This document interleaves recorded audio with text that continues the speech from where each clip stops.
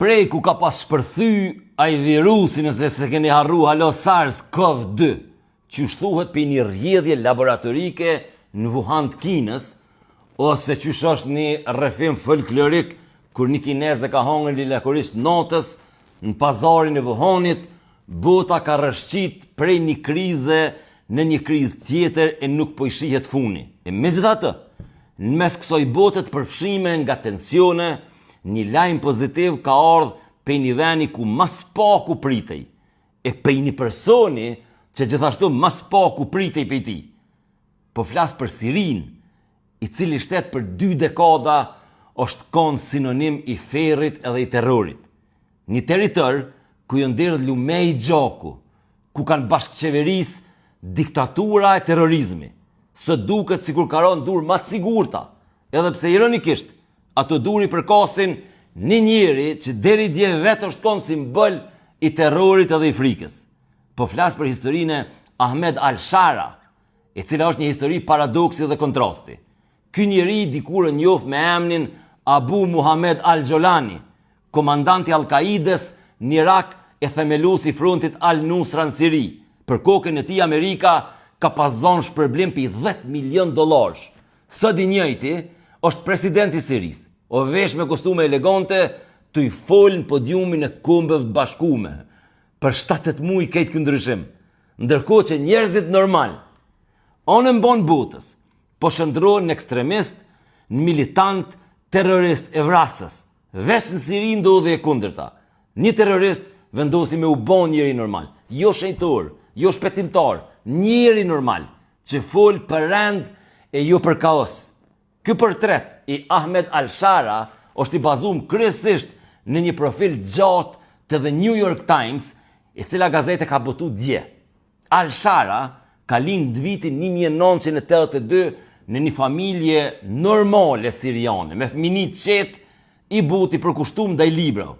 Në vitin 2003 ai zhduket për ilaçet e tij në Damask, edhe befasisht shfaqet në Irak në prag të pushtimit amerikan. Sipas kujtimeve të tij, atëherë ai qëllonte me armë drejt kompleksit amerikan në Bagdad. Në vitin 2005 ato arrestojnë në Mosul gjatë një misioni për me vendos bomba buz rrugës, me mbjell bomba. 6 vjet i ka kaluar në burg me identitet të rrem, derisa në mars 2011 e lirojnë për mungesë provave. Veç pak ditë më vonë shpërthen dhuna në Siri, në ato që njeh si pranvera arabe, edhe hapet një rrugë e re për al-Shara. Me $50.000 që atia jep Abu Bakr al-Baghdadi, al-Shara themelon frontin al-Nusra, degën siriane të Al-Qaides. Grupi i tij u boi pranishëm me sulme vetvrasëse në qytetet mëdha, rrëmbime, ekzekutime, sinonim i frikës dhe i terrorit. Në vitin 2005, prifti katolik në Siri, Hana Yaluf, u rrëmby prej tij edhe mbeti 20 ditë i burgosur për njerëzve të al-Sharas. Ata na morën, thotaj, gjithçka që kena pas. Nuk na lan asnjë vlerë si njerëz. Thot ai peshkvi, ka thonë për New York Times tash. Me kalimin e viteve, ngjyrat e këtij kameleoni politik fillojnë me ndryshu. Në vitin 2016, ai del për herë të parë pa mask dhe deklaron se nuk kishte më pjesë e Al-Qaides. 2 vjet më vonë, al-Shara themelon Hayat Tahrir al-Sham, që e krijoi administratë civile në Idlib dhe bashkëpunoi me Turqinë për me stabilizu zonën edhe rajonin. Në vitin 2022, ai vetë i kërkon falje priftit Yaluf dhe ja kthen pronat e konfiskume. Ky njeri është i besueshëm, nëse premton diçka e mban. Ka deklaruar i peshkvi që dikur e mallkonte al-Sharën. Dhjetori 2024 e shënon kthesën e madhe historike. Rebelët e al-Sharës marshojnë drejt Damaskut, erëzojnë regjimin e Asadit dhe Ahmed al-Shara, dikur fantazme terrorit, shfaqet në ekranet e botës si president i Sirisë. Just like this. Në maj 2025 në Riyadh, ai shtrëngon durt me Donald Trumpin, i cili e shpall heqjen e sanksioneve për Sirinë. Prej një njeri me shpërblim mbi kokë në një lider të pranuar nga presidenti i Amerikës, një kontrast i jashtëzakonshëm gati i pamundën.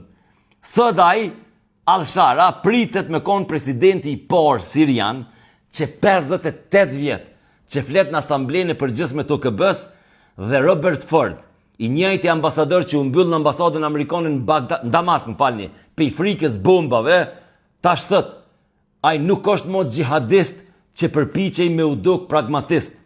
Ndoshta është një autoritar që po kërkon pushtet. Kjo histori do të ishte thjesht një kuriozitet historik, po të mos ishte për kontekstin e sotshëm politik kudo në botë. Në Ukrainë, lufta kundër Rusisë vazhdon pa shpresë që po i shihet fundi. Në Izrael e Gazë, hakmarrjet e njepasnjeshme e kanë zhyt rajonin në katastrofë humanitare. Tonë më peshin jatësen. Në Afrikë, grushtet e shtetit e milicit sektariane po krijojnë hartë tret pa sigurisë në këtë kontinentin. Në Evropë e Amerikë, ekstremizmi politik po e shkatron gradualisht shoqërinë civile e ndërtuar me çepi fundit luftës dytë botërore. Është një paradoks i madh i kohës sonë. Një njeri që nisi si fantazm e xhihadit global, sot shihet si shpresa për stabilitetin e rajonit më jo stabil në planetin Tokë. Prej burgjeve të Mosulit, në pallatin presidencial në Damask, prej listave të zeza të Amerikës, në podiumin e OKB-s në New York. Ahmed al-Shara është rrëfimi më i fortë se historia nuk ecën drejt, po me kthesa të bëfta e të pamunduna. E ndoshta mes gjithë errësirës, ku bota është zhyt, ky paradoks është njëri prej lajmeve të rralla që bartin shpresë. Sponsor që këtij emisioni edhe të profilit al-Sharës, që për mua ishte një profil i jashtëzakonshëm, është Mobisim, që është e-sim. Ju që udhtoni në Kosovës e jashtë Kosovës, e shkarkoni aplikacionin në iOS edhe Play Store, e merrni dhe ju kushton më lirë dhe është më mirë. Është farmacia Riga, farmacia më e madhe në Kosovë, 100 pika në krejt Kosovën, është kafe pa vin, edhe është Jysk Kosova. Ç'është po bëhet ç'është?